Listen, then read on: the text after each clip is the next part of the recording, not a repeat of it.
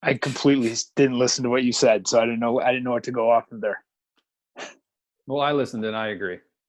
Okay, do you want me Why to say didn't it? you say something? Do you want me to answer again? I did. And What you did you cut say? it around. You cut around it. Yeah.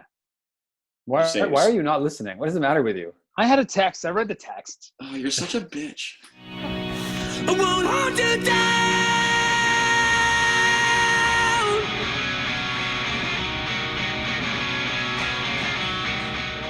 This is episode 8. This will be all about junior hockey in Canada, because that is where we are from and that is where we have the knowledge of, to as much as we can.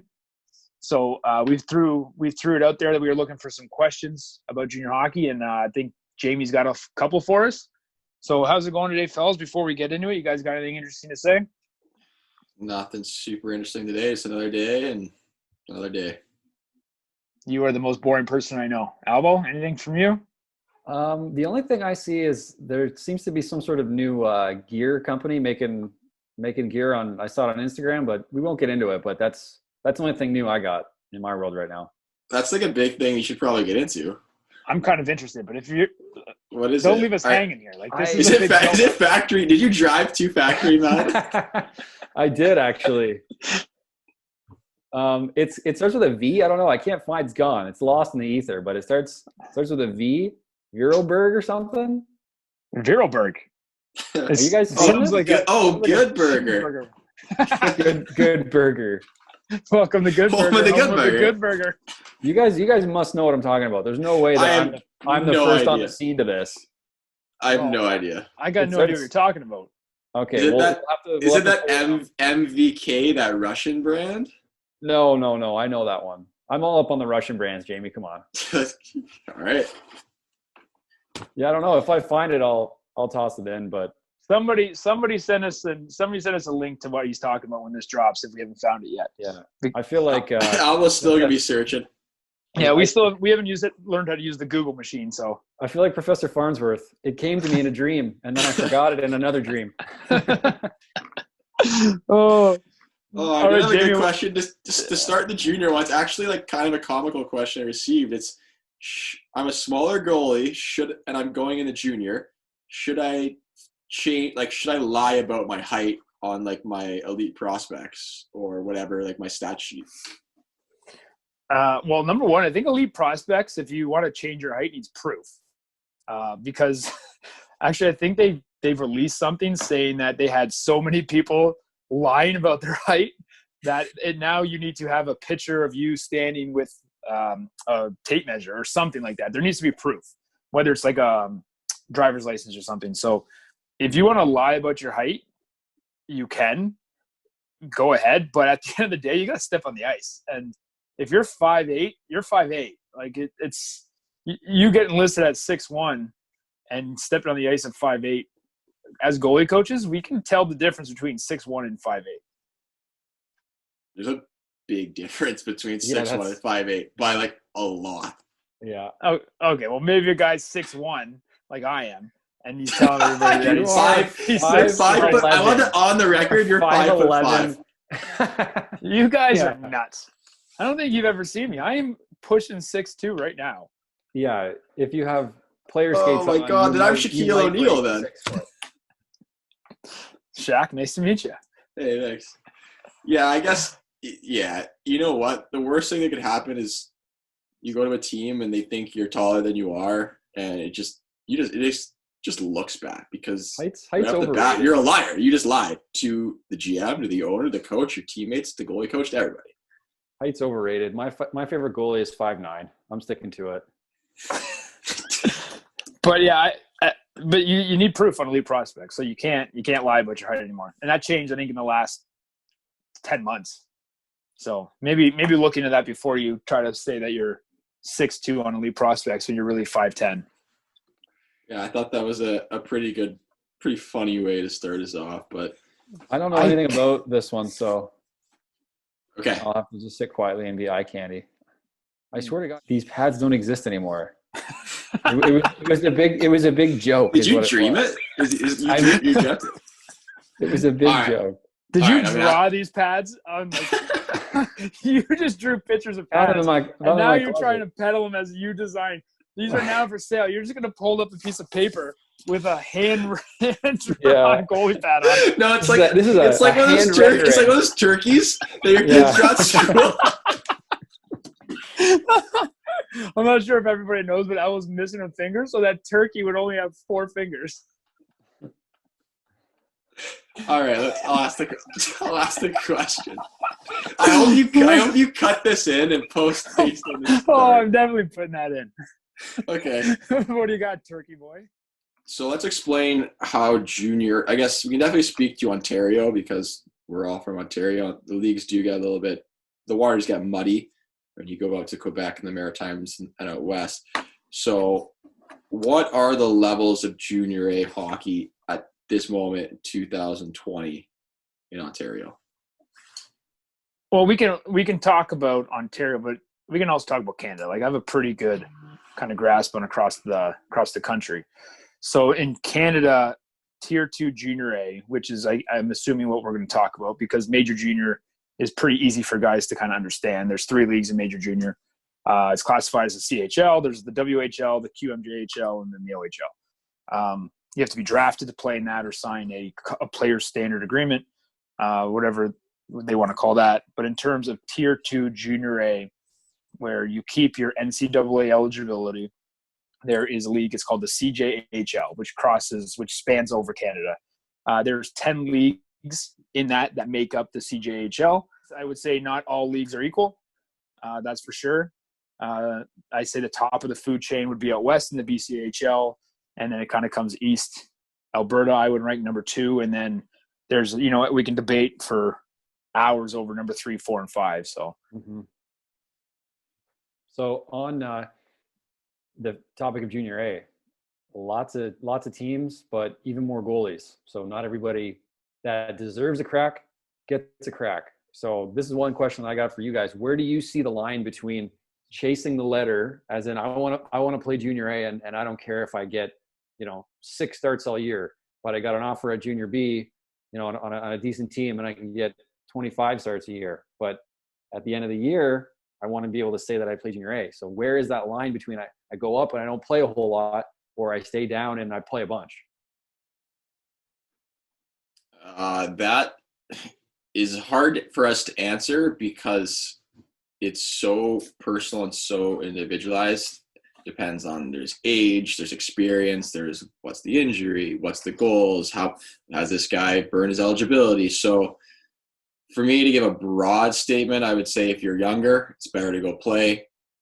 If you're older and you just want, and you're not going to continue on, or you're going to try to take a crack at a D3 or like a D3 school, or maybe a smaller D1 school, then you should go Junior A. But that's like a very tough question, I think, to answer. Yeah. I'm thinking more for those 17, 18-year-old guys that are, maybe played 2 years of midget, maybe 1 year of B. They're looking to make the jump up to A, and it's not quite there. I mean, they could make the leap, but there's not a whole lot of playing time guaranteed at the end of that road. But they got a healthy offer at B, so they're still eligible for everything. They still got a year or 2 left.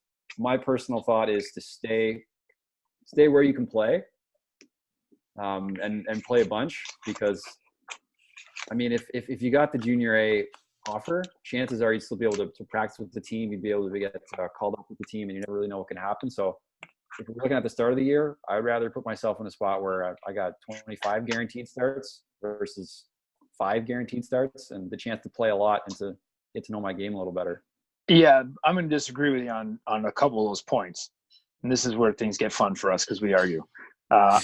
Number one, there's no guarantee. I can't say I'm guaranteed 25 starts at the Junior B level, because if my first 3 starts are trash, and that means I'm getting dealt or they're bringing somebody else in.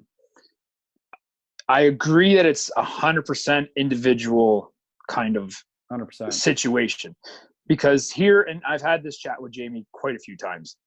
If one of my guys gets an offer at Junior A and they say, okay, you're coming in as number 2, and it's a good situation where the team is good, they have a history of developing goalies to higher levels, they have a quality goalie coach, and we look at the guy who's number one and we say, do you think you can outplay this guy at the end of the year, or you can steal starts from this guy? And the goalie looks at it and honestly says, yes, I think I can. Then you go, because now you have something to chase for. But you also have, if you're going with the right attitude and be a good teammate and you work with the goalie coach, you're going to have an opportunity to get starts. But there's no guarantee. You can't say, I'm going to take the guaranteed junior B spot, because I've coached at the junior B level in Ontario, and we've had guys who've had that attitude where it's, this is my job. I'm the number one guy. I've been guaranteed 25 starts. And he's gotten outplayed by the number two guy, and we make a move and we deal those guys. It happens all the time. So the fact that you're like, I'm going to play here, get my guaranteed 25 starts, is a terrible attitude.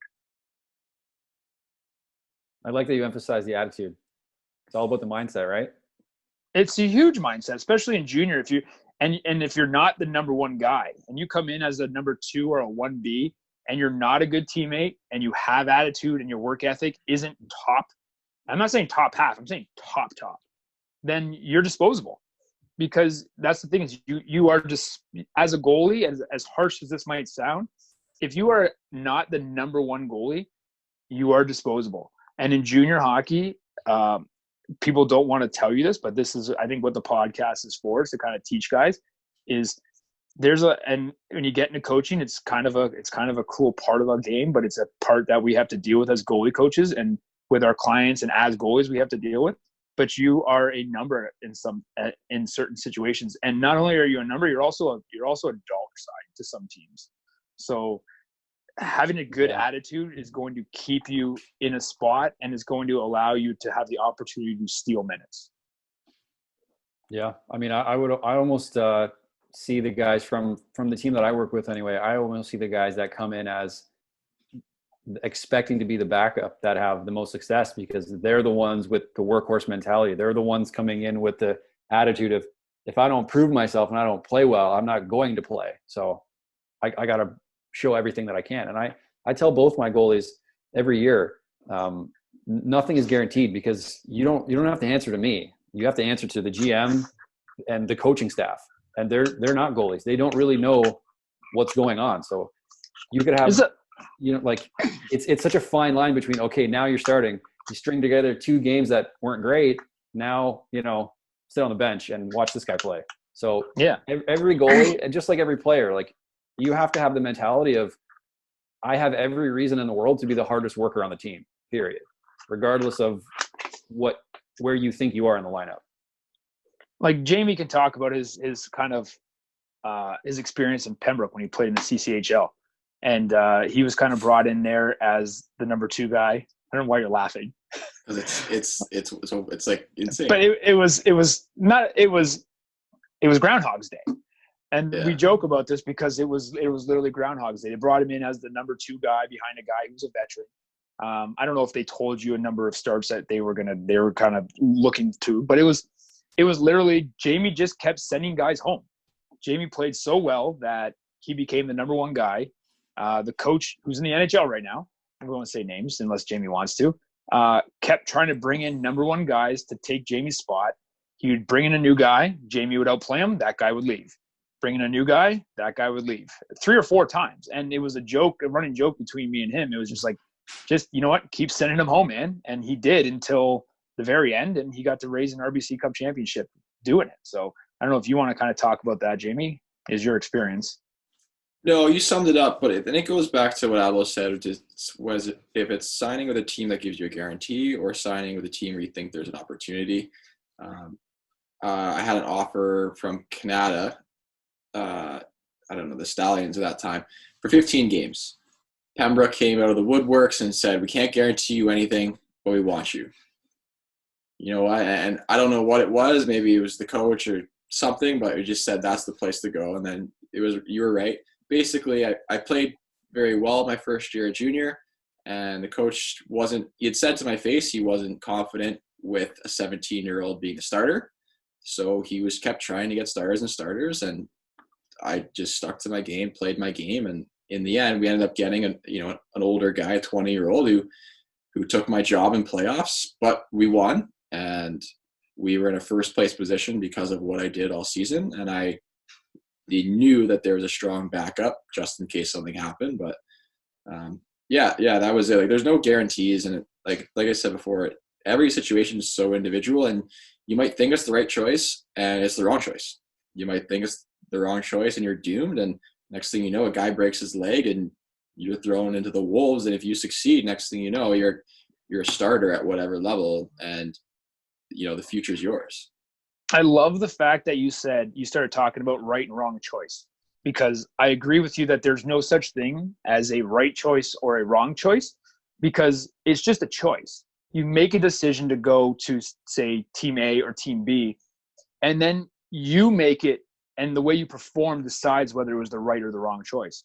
You can go to team A, who has the best goalie coach, plays a structurally sound defensive game, fills the building, and has a tradition of winning. And if you go there and you play poorly, and then they end up trading you, you're going to say, oh, that was the wrong choice. No, the choice was right, but the way you performed made it the wrong situation. So it doesn't matter. It's a decision that you make, and then the way you perform and the way you handle yourself makes it the right choice or the wrong choice for you. An additional question that was, he said, like, it was from a kid who's playing at a lower level of midget double A, and he said, is it worth it for me to go play junior C as a 17 or 18-year-old and try to earn my way up into junior A and go to college, or is my career basically over if I play junior C? And so what's the alternative? So you're playing, you've aged out of midget double A, and you don't want to play junior C because you're worried that the junior C reputation is going to tarnish your name moving forward. Your option for that year is to play men's league or juvenile, and then the next year try to play junior B. Obviously that's not going to work. That's what junior C is for. It's made for young guys that want to move up and aren't quite ready yet, and it's made for old guys that are done trying and come back down to junior C. I mean, that's the reality of the league that junior C is. It's a very mixed bag. So you've got, it also teaches you a lot about how to deal with the emotions of the game, because you literally are on a team where half the guys are trying to make the next level as hard as they can, and the other half of guys that are just coasting. But at the end of the day, they're coasting, but they can still play. They still shoot hard. They still skate well. They still know the game. They're still good teammates. So the situation that guy is in, your goal is to make junior C at this point. Yeah, the only thing I have to add is that it's a mindset. If you go into junior C thinking, this is it, I'm in junior C, I'm done, I'm never crawling my way out of this, you won't. But if you go into junior C with a positive attitude and be like, look, I'm here for a reason, because I'm not where I need to be in my game, and I'm going to improve and I'm going to get better, and you continue with that attitude and you do the things that help you grow and get better, you might earn your way to junior B. And then next thing you know, you're feeling good. Keep that attitude. You're in junior A. You're 20 years old. You get a scholarship. Who knows? So it's not impossible. I just think if that's the mindset, if you have a negative mindset going into it, you're going to have a bad time. You're going to have a negative experience. What you're doing there is you're and Derek knows all about this. You're peppering in the excuses before the events have unfolded. Oh, well, I don't want to play junior C because then that's going to be the reason that I can't play junior B because I play junior C. You're setting yourself up to, have pre-cued excuses locked and loaded, where that's not the mindset that you want. I like the peppered in part. You're peppering. Salt Bay. Yeah. That was a good question. What else we got, James? So I did another question from the goalie coach's snap, and it was, I'm from Ontario. Should I play in one of the quote-unquote lower-level junior A leagues? I assuming he means like the Noj or the Superior League.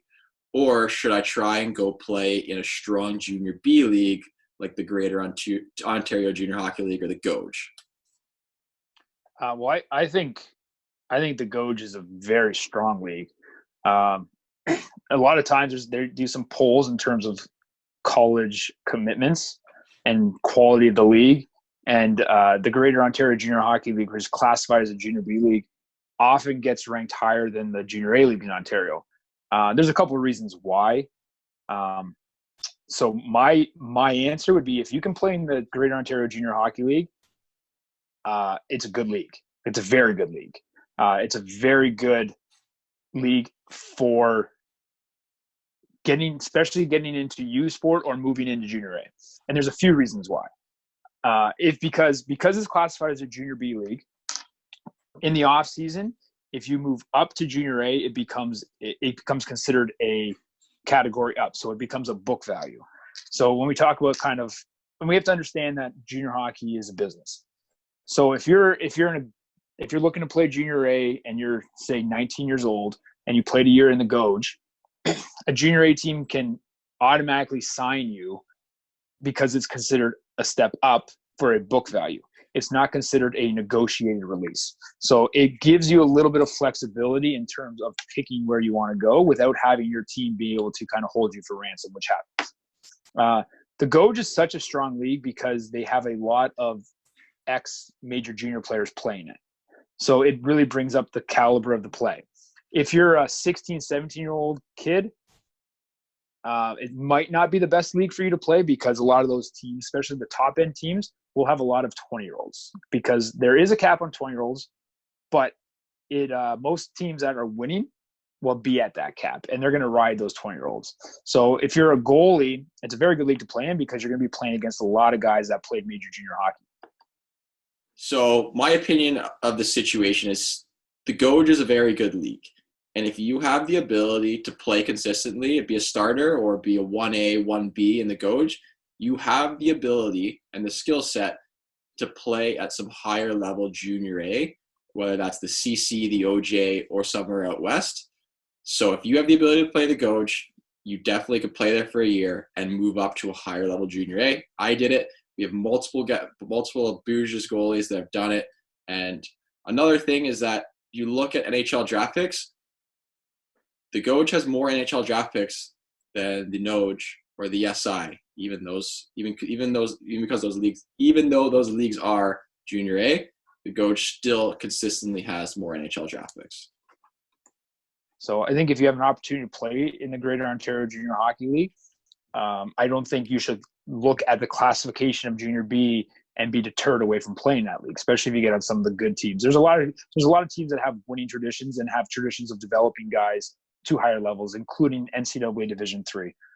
So definitely do your research, because like in every league, there's programs that you want to be involved in, and programs that are really going to help develop your game. And then there's other programs that, they're in the league, but maybe don't have that tradition of winning or promoting players to higher levels. So just do your research. Yeah. For me, and you guys are both nailing it. There's a certain amount of due diligence from your end, as you got to know where you're going. You can't just be lured by a phone call or an email and say, oh, I got this, team in El Paso that wants me. I'm going to go there. The Rhinos. Or the Killer Bees or something like that. And there's got to be a situation where you know what you're getting into, the staff, right? And it's got to be, you also got to answer the question, what are my opportunities locally? Am I going to, there's a team that's maybe, 40 minutes from my house that, I could get a really good opportunity from, or there's a team 2 hours I could go bill it with, or am I going to go all the way over here to Maine or, wherever you're being. But having said that, there is something to say about being an exotic player. And being a Canadian playing in America, you're automatically getting looks for that. You may not believe it, but it's true. Okay?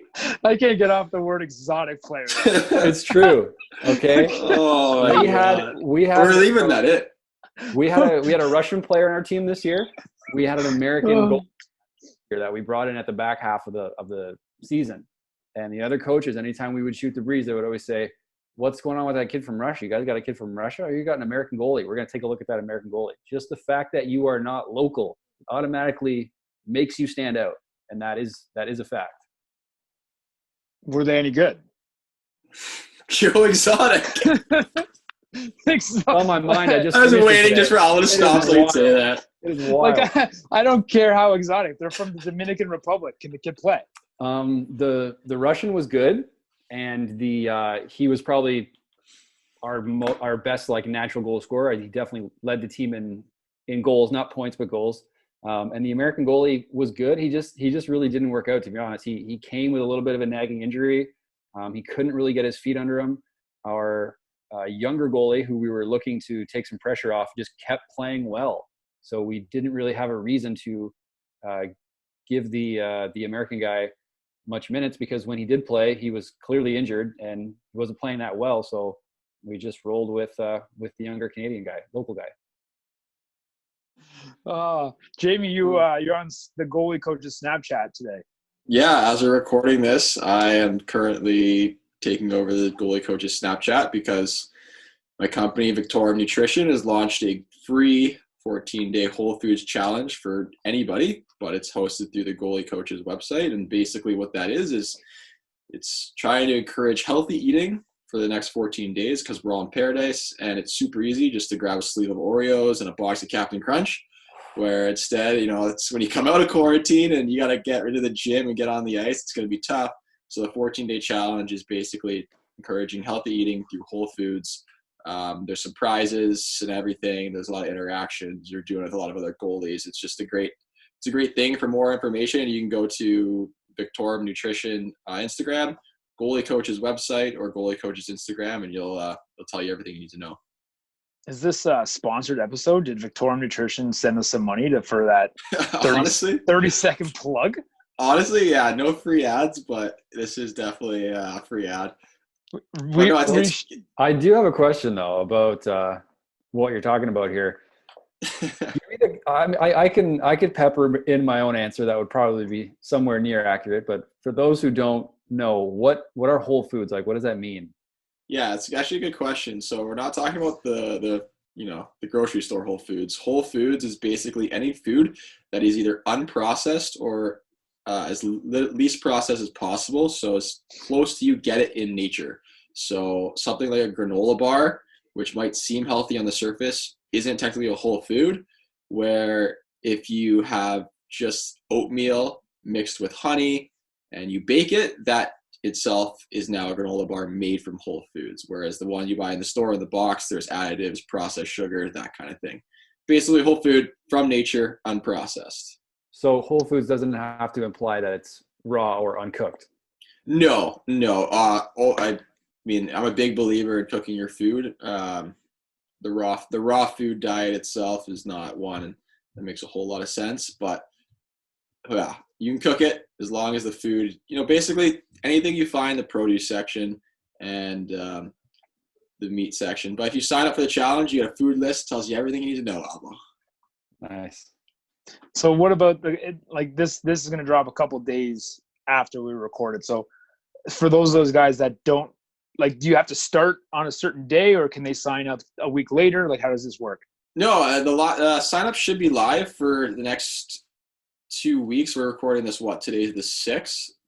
So 2 weeks from the 6th, it should be live. But even from here on out, if anyone's interested, so say you're listening to this 2023 and you really are interested in just eating healthy, shoot me a message on either victoriumnutrition.com or Victorium Nutrition Instagram, and I will send you the challenge free of charge whenever. It's no big deal. It's super easy, and I just want people eating healthier and just living better, performing better. But pretty good episode. Good information. We'll have to do a part 2 on Junior Hockey Canada, because there's a lot of things we didn't get into, like billets, the card situation, trading, cross-border stuff, but yeah, good you also episode. got to talk about the dynamic between the goalie and the goalie coach, because a lot of times a player's first interaction with a staff goalie coach or a team goalie coach is when they make the jump to junior, and it can be a little bit of a I don't know, a delicate dance, if you will, of how to navigate that relationship, because there's moving parts, right? What is going on right now? We got delicate dance and exoticness. Are you in Mexico right now? What is that picture where he's in the pool? I don't know what you just said. The picture almost KO'd in the pool. Oh my God, we gotta put that up right here. With a cup of coffee in the pool. How about the other one where you're passed out in the pool? That one, yeah. Oh, that video, yeah. Okay, quietly, I almost died, and everyone's laughing at me. But you didn't die. I was about to drown in the pool. But- All right. Okay. We're going to end it right here. We Let's gotta- thank our yeah. sponsors, Victorium Nutrition, for keeping this episode afloat. All right. We'll see everyone in the next episode. I won't hold you down.